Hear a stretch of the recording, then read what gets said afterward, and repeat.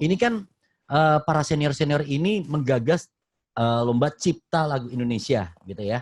Nah, Cinta Indonesia. Cinta Indonesia. Nah, untuk anak mudanya, milenialnya, sebetulnya ada yang udah tahu belum? Saya mau tanya sama Jojo. Jo, udah pernah denger belum lomba ini? Cipta Cinta Lagu. Pernah sih, Ya. pernah dengar tuh. Kapan ya, lupa sih. Pernah mau ikutan juga waktu itu sih, mau bikin lagu. Pernah sempat mau ikutan, cuman karena apa sih ya, banyak kesibukan yang lain, jadi lupa tuh mau diterusin. Mau diterusin lagunya. Akhirnya ya nggak kesempatan. Tahu sih, belum ngikutin lagi kabar itu lagi sih. Pekerja seni itu kreatif, apalagi Jojo dari Magenta dengan musik tradisionalnya sangat mudah musinya. Nah, ini tantangan buat lo, Jo. Unsur kedaerahan juga kami harapkan bisa masuk ke dalam karya cipta dari lagu. Luar biasa. Kebetulan konsep musik yang aku bikin ini ya lagu-lagu model sekarang, konsep model sekarang, cuman aku combine sama alat-alat etnik gitu sih. Wah. Udah nggak sabar Sebetulnya, ya lihat nih. Sebetulnya saya boleh kasih contoh ya, lagu Indonesia Jaya yang kebetulan saya bawakan di tahun 87 itu sampai detik ini, sampai tahun 2020 itu masih banyak permintaan pada saat saya melakukan pertunjukan gitu ya. Sebetulnya acuannya juga itu.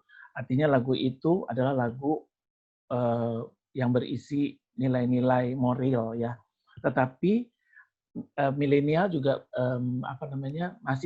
masih menyanyikan lagu itu atau mengaransir. Contohnya ada siapa, Melanie Subono juga rearrange lagu Indonesia Jaya dengan genre-nya dia. Nah, itu lagu-lagu seperti itu yang kami harapkan kami temukan di dalam lomba cipta lagu Cinta Indonesia yang mengisi yang berisi nilai-nilai moral tetapi juga tidak menghilangkan unsur komersialnya gitu, sehingga disenangi oleh kaum milenial dan juga bisa diaransir dengan genre-genre apa saja gitu. Yes, itu luar biasa banget ya. Nah, kalau misalnya kita ngomong nih tentang ekspresi cintaku untuk Nusantara, biasanya kan kalau misalnya zaman dulu, pasti orang-orang atau seniman-seniman zaman dulu itu memang gampang banget membuat tentang Nusantara, untuk Nusantara. Tapi kan sekarang budaya banyak banget dari luar masuk ke Indonesia. Gitu ya. Nah, untuk ini saya mau tanya Kak Lita Zain. Ya. Bagaimana pandangan Kak Lita untuk melihat anak-anak zaman now, ya, apakah unsur Nusantaranya sudah mulai tergerus, berkurang? Bagaimana menurut Kak Lita? Ya, justru ini salah satu usaha kami untuk anak-anak milenial juga. Saya juga punya anak yang masih remaja gitu, untuk memperkenalkan kembali atau untuk mengingatkan kembali kecintaan kita terhadap bangsa dan negara. Dan memang betul, kalau boleh saya saya bilang sih, anak-anak sekarang kurang mengetahui atau kurang wawasannya tentang budaya Nusantara. Itu salah satu yang keinginan kami supaya anak-anak sekarang itu kembali ke akarnya budaya Indonesia ya. Dengan dia menciptakan, sebenarnya yang keinginan kami adalah seperti Jojo tadi, anak-anak seumuran Jojo yang bisa menciptakan lagu dan kembali mengingatkan teman-temannya rasa cinta kita terhadap bangsa dan negara. Yes. Dan saya pikir cara yang paling efektif adalah dengan lagu, karena kadang-kadang kalau kita dengerin Bung Harvey nyanyi Indonesia Jaya tuh kita bisa nangis gitu ya. Iya, betul. Wow. Lalu Indonesia Pusaka gitu, apalagi yang ada di luar negeri, kalau mereka nyanyi lagu itu mereka tuh langsung timbul rasa kecintaannya terhadap nusa dan bangsa gitu. Nah, itu yang kepingin kami tumbuhkan kembali kepada khususnya anak-anak milenial sekarang, rasa kecintaan walaupun mungkin era keterbukaan sekarang dengan adanya media sosial dan segala macam, itu sih memang kita nggak bisa bendung ya. Tapi kita kembali lagi ke akar rasa cinta kita terhadap bangsa dan negara. Itu tujuan kita sih. Jadi kita tidak mungkin membendung arus dari luar, tapi bagaimana kita bisa mengcombine arus yang dari luar itu dengan budaya kita. Itu kayaknya akan lebih efektif dan mengajak teman-temannya, anak-anak kita khususnya. Saya juga agak ini juga kalau ngelihat anak-anak saya nggak tahu lagu daerah gitu loh ya. Karena kami Alpha Singers itu kan punya album From Indonesia with Love ya. Jadi saya sekarang kalau untuk anak-anak saya sendiri, saya haruskan mereka mendengarkan lagu-lagu daerah gitu ya. Betul, Supaya betul, rasa betul. kecintaan kita terhadap bangsa itu mulai tumbuh kembali. Betul. Dan apalagi kita kalau lihat situasi negara kita, politik kita yang mulai mengkhawatirkan gitu ya.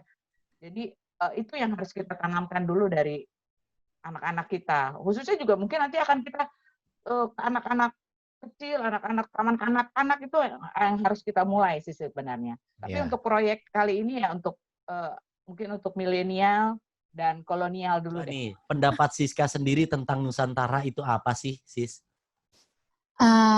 Kalau aku sendiri, menurut aku itu mungkin aku itu kali ya Kak, gimana cara kita supaya sebagai anak milenial kita juga kita juga harus bangga terhadap Nusantara, terhadap budaya kita sendiri itu gimana ya. Kalau misalkan aku, ya susah apapun, sebagaimana mungkin kita nggak boleh takut buat tunjukin ke orang-orang gimana budaya kita sih Kak. Yes. Soalnya kan beberapa kali kan aku juga sering nyanyi lagunya almarhum Didi Kempot, karena aku kan juga suka campur sari. Nah itu kan juga orang-orang kan bilang, ngapain sih nyanyi lagu Jawa, mending lu cover lagu Barat aja, lagu apa. Ya enggak, karena emang sebagai orang Indonesia, sebagai bangsa Indonesia juga kita juga harus bangga juga terhadap budaya kita. Karena lagu dangdut, lagu campur sari itu kan juga termasuk bagian dari Nusantara juga.